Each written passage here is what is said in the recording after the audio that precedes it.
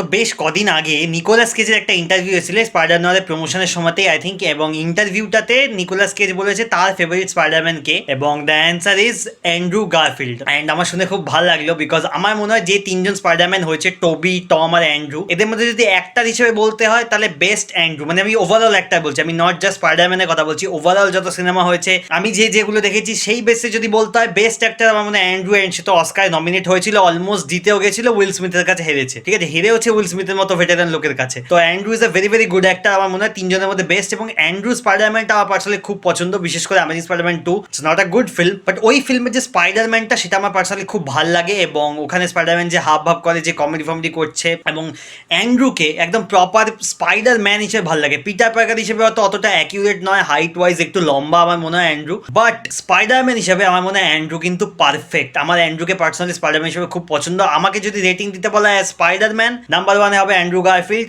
Second হবে Toby, and third হবে Tom Holland. Just as Spiderman, আমি পিটার পার্কারের কথা বলছি না। ভিডিওটা যদি ভালো লাগে থাকে ডেফিনেটলি লাইক, শেয়ার, অ্যান্ড আপনাদের ফেভারিট স্পাইডারম্যান কোনটা ডেফিনেটলি আপনারা কমেন্ট করে জানান।